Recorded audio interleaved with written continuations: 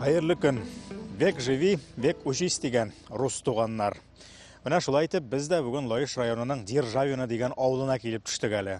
Яшерен батырын түгел, бары тик шушы яшькә җитеп, шушы елны гына без Державинаның татар авылы икәнен белдек. Дөрес, ул катнаш авыл дип әйтсәк тә була инде, ләкин бүгенге көндә биредә күбесенчә татарлар яши. Ә бит карталарны карап торсаң, яки теге исеменә карап чамаласаң дип әйтик инде, яки үтеп китешлек күз салсаң, Державинаның иң беренче исеме күзгә ташлана, рус авылы икән бу дисең, аннан соң инде интернеттан эзләнә башласаң да, иң беренче чираттаның ширкәве чыга.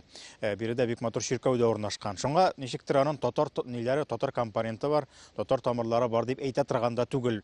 Ләкин күрсәм баксаң, безнең бит инде төп тема Лаеш ягындагы Куйбышев сусаклагычы төзелгәч, күчеп утырган татар авыллары турында сөйлибез. Менә шушында да Державина дигән ул вакытта әле рус авылына Агайбаш дигән авылдан күчеп утыралар гаиләләр. Агайбаш авылының яртысы диярлек шушында килеп төпләнә.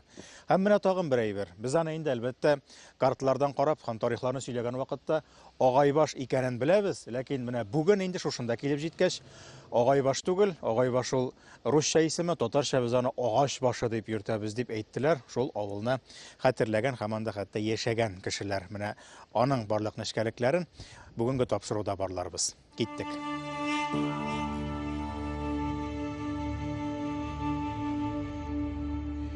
Агайбаш авылының тарихы Иван Грозный чорларына барып тоташа. Бер төркем кешеләр шушы Иван Грозныйның дошман яулары басып алуыннан, чукындырудан куркып, Миша елгасы буендагы урман эченә килеп урнашалар. Монда алар башта землянкалар, куышлар ясап яши башлыйлар. Тора бара урман кисеп, йортлар салалар. Менә шушындый зур эш вакытында, эш белән мәшгуль вакытта узып баручы кешеләр туктыйлар да, кем сезнең баш дип сорыйлар. Кем баш сезнең дип сорыйлар, җитәкчегез кем диләр. Һәм бер төркем кешеләр әнә Агайбаш дип җитәкчеләренә күрсәтәләр. Шулай итеп, Агайбаш дигән авылның исеме килеп чыга. Менә бу риваятлар буенча безнең көнгә килеп җиткән шушындый бер истәлек. Агайбашка нигез салынган вакытта Державина авылы булмаса да, гасырлар буйлап бераз алга сикереп, ул авылның тарихына да тукталыйк. Чорлар төрле булса да, тарихларының уртак чалымнары бар. Чөнки Державинага нигез салыну, бирегә халык күчеп утыруның да Казан ханлыгы алыну белән бәйләнеше бар. Я коренная жительница села Державина. Крестьяне переселились из Псковской, Новгородской области. Здесь были кругом леса, а эти леса все распилили, разделали, стали строить избы и стали здесь жить. Они были все трудолюбивые, рабочие, крестьяне, и стали жить, размножаться. Вот. Потом в 1955 году, в 1954 году переселились татарское население с Камы. Их стало затапливать, они к нам переселились. Председатель был, он разрешил им переселиться. Они тоже приехали, строили дома, тоже трудолюбивые. Мы уважаем друг друга, живем дружно.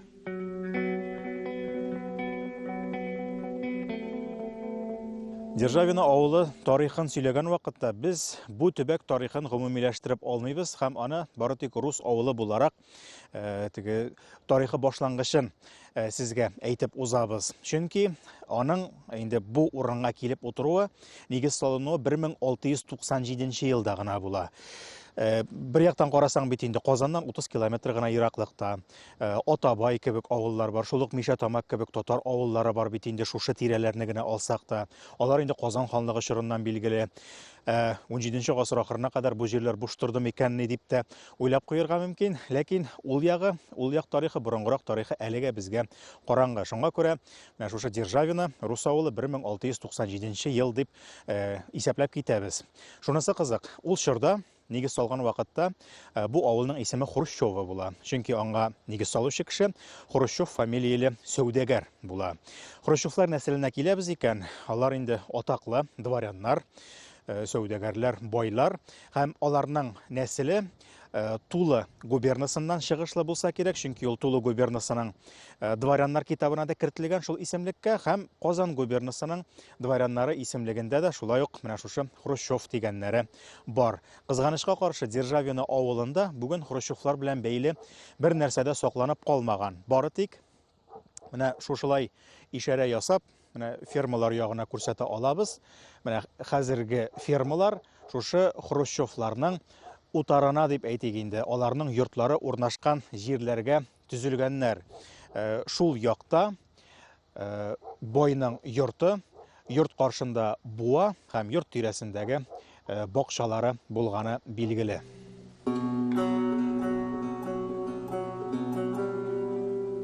Ваш особенный говор, он встречается еще в других русских деревнях Лаишевского района? Ну, я не знаю, что-то не прислушивалась. В Сакурах, например, Чемодурова, который... Чемодурова, да, был вот в Сакурах женщина, которая, как и я, вот такого возраста. Так разговаривают. Так же? Да, похоже. Чемодурова также разговаривает? Да, они как-то на Г, да? На Че. То есть они рэкающие были? Да. По-другому они говорят, у них говор другой. Лаиш районының төрле рус авылларында төрле сөйләм булу, анда яшәүчеләрнең айрым төбәкләрдән авыллары белән күченеп килеп, бер җирлеккә төпләнүләре турында сөйли. Гадәти күренеш.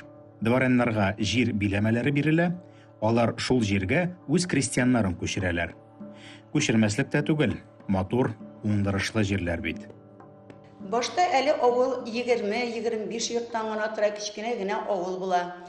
Ләкин авыл бик матур урында урнаша. Монда кындырак болыннары, йылдыз урманнары дип сөйлиләр иде өлкән кешеләр. Бик матур урыннар, җиләкләргә, карлыганнарга, җиләк-җимешләргә бай була. Суы да якын, балык тотарга мөмкин була. Һәм шулай итеп яшәп китәләр. Менә энем шуны әйтәм. Мин үземчә генә өйдә утырып әйтәм. Минем әти-әниләремнең карточкалар күтәреп җирмим, кәкрерәк борынны ялар, аларның бөтенесенең көдрә чәч. Мин аларны әле хинд кешеләре микән дим. Бәлки алар җыелган кешеләрдер. Ә менә Зөфәр дигән малайның менә ул мәчеттә җыри. Алар энем, алар Азербайҗан шикелле. Мин воспитатәне беләм, Фирдәвес Хайруллинаның нәселе бу. Алар менә бездән 2 йорт аркылы гына тордылар. Фирдәвесләр, алар 59-60 елны китте микән. Аның әтисе ниндидер кара, Хабибулла инде, Хабибулла инде ул. Әбиләре менә шундый түгәрәк воспитата. Ул бәлки бик матур, яхшы тормышлылары, алар күчкәнчек, мәчетләр юк, җомганы, тәравихны алар да иттеләр. Монда лили дидер инде, анда инде, авыз ачканда инде, шунда бөтен балалар уйнады. Бик тату уйнадык. 6-7 балай урам тулыйк безнең. Безнең урамдагы шикелле балалар булмагандыр. Бер кеше белән дә сугышмадык диде. Без агай башлада әти әйтте, без балалар өчен сүзгә керешмәдек диде. Шуңа күршеләр белән тату тардык диде. Агач башы белән янәшә тагын нинди татар авыллары бар иде, Әнвәр абый? Анда татар авылы Ташкелмән 7 километр, Табай 12 километр, Атабай дип җитәбез, Саралан 6 километр, хәзер күтәрелгән инде 6 километр түгел искә. Сингел үз урынында.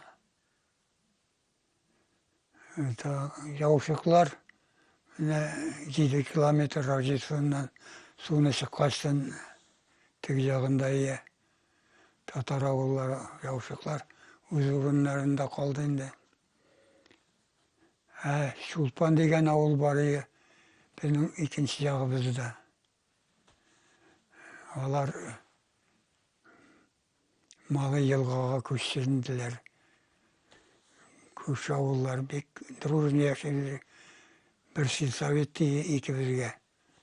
Сайлауларны бергә үткәрәдек алар белән. Алар кеше юлгада менә. Бүгенге көндә Агачбашы авылыннан Державинога кадәр барып җитү өчен әйләнеп 62 километр юл узарга кирәк. Картада сусаклагыч аша туры юл сызып карасаң, ара нибары 25 километрга кала. бик ерак киткән булсалар да, авыл халкы яңа урынны үзе сайлаган дип сөйлиләр. Менә ул җырны шушы көндә генә оныттым. Әгәр ул җырны белгән булсам, бик әйбәт. Шушы лайыш борылышына хәтлekме җиткәннәр, 25 аркылымы кайтканнар инде алар. Шунда җиткәчтен, шундый итеп җыр җырлаган. Елгалар да елады дип. Без күчкәндә дип. Әле безнең әтиләребез 55-нче елны анда урман кесүчеләргә әтием икмәкләр салган. 38-нче елгы апам белән шунда алар менә шунда торганнар. 55-нче елгы энем апам сөйли инде бер икмәк калган иде. Никтер калгандыр ул икмәк ди. Әтигә энем туганны хәбәр иткәннәр дә, әти шул бер икмәген күтәргән дә агай баштан шушы Державинга кайткан. Күчтек агай башка. Менә монда каршыда урыслар. Менә монда зират буенда безнең тегермән бар иде. Ул без бик тату яшәдек энем монда килгәчтә. Менә теге кешене булай иткәннәр, бу кешене булай иткәннәр дип 67 елдан соң Генаны дөньяны куйгач, мин шул хәтлек иттем.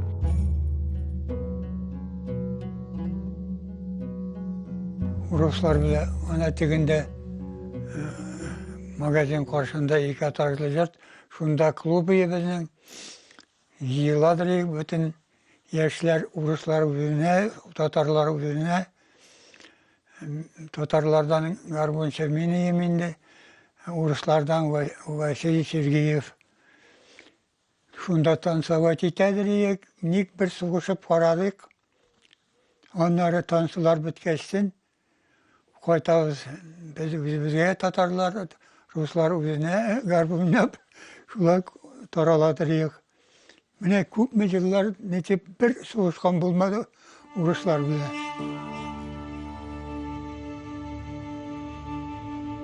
Державина авылы элек-электән дини авыл буларак билгеле. Бүгенге көндә архитектура һәйкәле булып торган Николай Чудотворец чиркәве биредә 1715 елда ук төзелә. Әмма аның тарихының да нечкәлекләре бар. Хикмәт шунда 1715 елда әлеге чиркәүнең беренче каты гына төзелә. Аннан соң 1874-1881 елларда өстәп икенче катында төзеп куялар.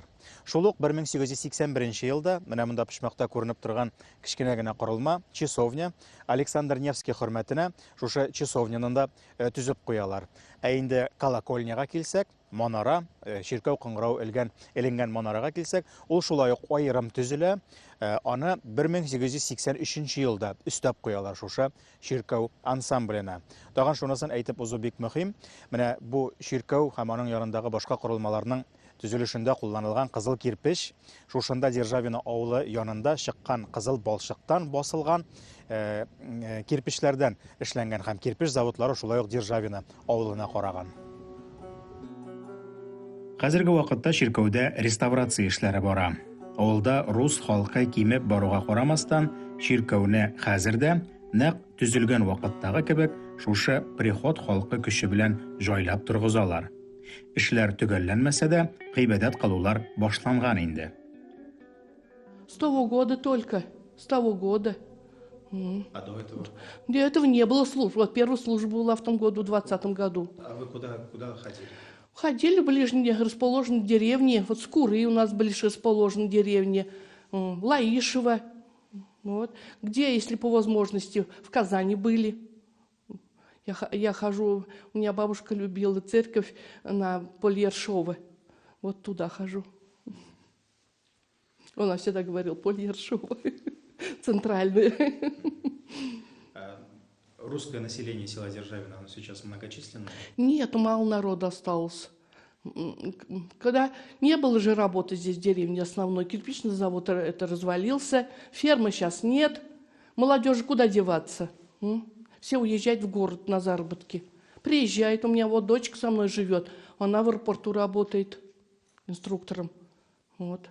Алар татарча беләләр, без здрасте дисәк, алар исәнмесез диләргә, телне русча сөйлидер инде. Менә ничектер аңлаганнар, әниләр менә бу тютнастин ул тоже әниләр чыры булгандыр. Шабыра дип тә сөйләштеләр инде балам, ничектер аңладылар инде.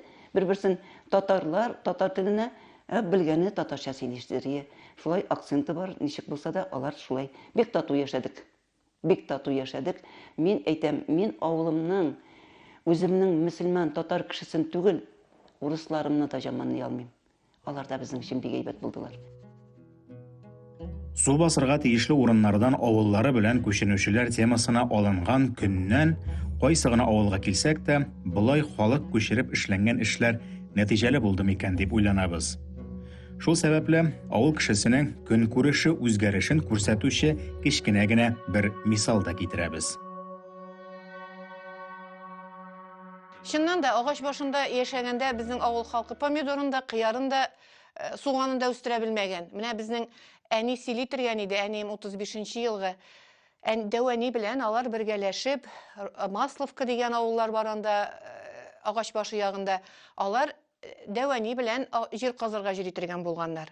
Менә шул җирне казыган өчен теге әбиең, теге рус апаң инде бәбәген дә, суганын да, помидорын да, кыярын да бирәтергән булган. Гомумән татар халкы шундый кеше бит инде ул, кыярын, теге урмандагы гөмбәсен кулланмаган, ләкин бәребер үзенең тырышлыгы аркасында ашка да үлмәгән, баласын да үстергән, тәрбияләгән, бай тормышта да яшәргә тырышкан, үзенең тырышлыгы аркасында.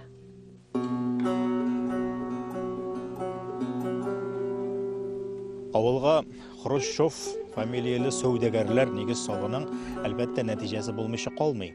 Хәтта бүгенге көндә дә әле берничә җирдә күрергә була. Я менә шушы келәткә охшаган корылмаларны кызыл кирпечтән төзелгән, я инде ике катлы итеп, матур итеп, заманында матур итеп эшләп куйган бой йортларында әле шамаларга була. Дөрестән дә, аеруча 19-нчы гасырда Державино авылы ул бик әйбәт яши һәм нык авыл була. Бигрәк тә 1890 елдан башлап алабыз икән, аның халык саны да 1000-нән кимеми 1000-1200 булып бара.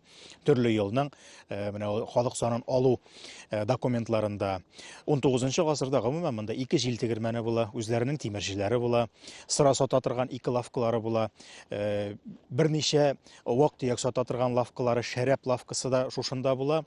Кирпич басучы урыннар гына да авыл буенча 5 җирдә булалар. Аларны инде кирпич заводы дип әйтеп булмаса да, барыбер халык шөгыльләнгән, эшләгән, җитештергән, сәүдә иткән һәм авыл шул сәбәпле үсә барган. Менә иң күп халык яшәгән вакытлары 1890 елдан башлап 1926 елларга кадәр. 1926 елда 1231 кеше теркәлгән Державино авылында. Аннан соң инде 10 елда вакыт узмый, 10 елдан бераз гына артыграк 1938 елда 1231дән 708 кеше генә кала. Аннан соң инде 1949 елда гомумән 355 кеше генә кала Державино дигән зур авылда. Сәбәпләрен инде аңлый торгансыздыр. Колхозлаштыру, раскулачивание, аннан соң репрессияләр 38 елга бер кимәтә, аннан соң 49 ел 355 кеше кала дип әйттек. Ансы инде сугыш чоры, афәтләре. Менә шул 355 кешегә 50нче елларда агай башныкыларда менеп кушылгач, вакытлыча 58 елда биредә 855 кеше теркәлә дә, шуннан янәдән инде җайлап кына кимүгә таба бара әлеге сан. Менә бүгенге көндә, Аллага шөкер дип әйтәбез, Казан якын булу аркасында һәм инде авыл тирәсендәге җирләргә янәдән килеп төпләнүчеләр ул җирләрне бүлеп бирүләр булгач, менә Новое Державино, яңа Державино дигән тагын бер авылга өстәлгән яңа урын үсеп килә. Менә шул хисапка да халык саны арта, балалар бакчасы төзелә, мәктәпкә балалар җайлап кына күпләп йөри башлыйлар. Менә анасының инде яңа Державино тарихын инде киләсе гасырларда ничегрәк буласын 22нче гасыр юлчылары сөйләр. Ул вакытта да артуга таба барыр дигән өметтә калабыз. Шулай итеп, Державино янында яңа Державино авылы үсеп килә. Авылның читтән килеп утыручылар хисабына булса да, үсә баруы куандыра. Әмма ул инде башка төрле авыл. Җир эшкәртми, күпләп терлек тотмый торган шәһәрчә авыл. Һәм аның элеккеге шалымнары көннән-көн югала бара. Менә бу музейның экспонатларын без 1999 елда җыя башладык. Әбиләргә кергәчтен әйтәтергәннәр, "Эх, балалар, бер ауылданрак җыелган булса, бик әйбәт булган булыр. Чөнки безнең күп кенә әйберләребез агач башында калды", диделәр алар. Кул тегермәне, аннан соң менә бу сөлгеләрне тукый торган ткацкий станокларны алар барысы да шунда калдырып килгән. Чөнки ул бит инде утын фасонындагы әйберләр. ташырга авыррак булгандыр инде, алып килмәгән инде алар анымында. Менә әле бер авылдашыбызның истәлеге булып тора, ткацкий станокның рәшәткәләре дип әйтимме соң, тараклары тора. Алар инде безнең хыялыбызда бар. Андый өмет, бәлкем әле аның үзенең дә чын формага китереп, төшереп, эшләп алып куя торган өметебез бар. Аннан монда күчеп менгәч, барганыгыз булдымы ул якларга? Biz кайчан менә бармадык инде. Мин организовать иттем инде һәр елны. Шунда агач башына. Тәшкилмәнгә барабыз. Тәшкилмәннән паром белән или кимәләргә утырып, шу агач башының островына киләбез. Гарбуннар белән Коръәннәр укып, корбаннар чалабыз. Бик күңелле буладыр инде. Менә соңгы 2 елда бара алмадык. Ничек дисәң, утырга урындык су басты, су күп булды. Быел суда әз булды. Но организовать итүче булмады, мине организовать итә алмадым.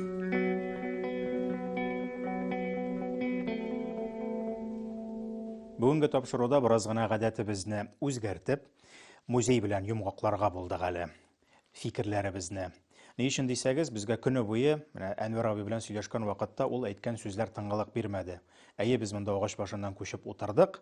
Кич белән клубларга да чыга идек, танцларда була торган иде, ләкин бер тапкырда ничә ел яшәсәк тә без монда беренче көннәрдән башлап руслар белән талашкан, кычкырышкан һәм сугышкан булмады дип. Державин авылы музеенда менә шушындый стенд урнашкан. Ерактан карап торсаң, дөрестән дә бу кешеләрне берсен дә айырып куя торган түгел. Шуңа күрә, менә биредәге фотографиялар арасында Бекмуллин Аглиулла янында, Новиков Василий, Вафина Махруй янында, Водоватова Александра ханымнар барысы да бергә күрсәтелгән. Якыннанрак килеп карасаң, әлбәттә инде түбәтәйләр һәм яулыклардан чамаларга була. Монысы татар апайы булган икән, монысы рус милләтеннән булган икән дип. Бер генә әйбер белән аңлатырга мөмкин, миңа калса бу күренешне, ул күченү вакыты бит 1953 ел, әле сугыш тәмамланганга 10 ел вакытта узмаган. Һәм менә мондагы кешеләр барысы да Державина авылында электән яшәүчеләр дә, аңа күчеп яңадан кушылучылар да, татарлар да.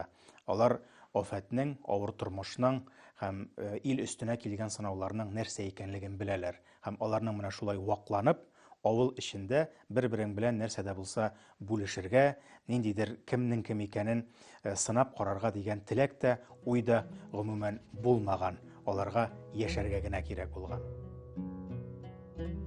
Бу юлы да кызып кына киттек дигәндә, тапшыруның вакыты бетеп килә шул. Ни хәл итик? Лаеш ягының татар авыллары буенча тагын бер йомгаклау тапшыруы эшләми булмаса ахыры. Кадерле хатирәләр күп калды бит әле. Безнең анда агач башында бик күңелле. Су хәзерге кебек постоянный тормыйдыр. Менә 18 көн килә, җәйләдер болыннарга, 18 көн дигәндә урынына төшеп утырадыр Мишә елгасы.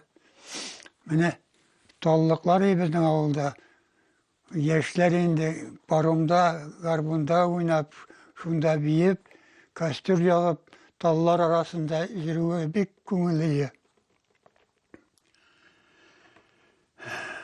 Искә алырга гына. Әле менә шушы авылга багышлап язылган җыр да бар. Аның сүзләрен Кәрим абый Сафин язган. Халык көенә инде бу. Әй күңелле кындырак болыннары, җәйнең матур кичләрендә яңгырый тальян моңнары. Менә минем истә калган берничә юлы шушылай.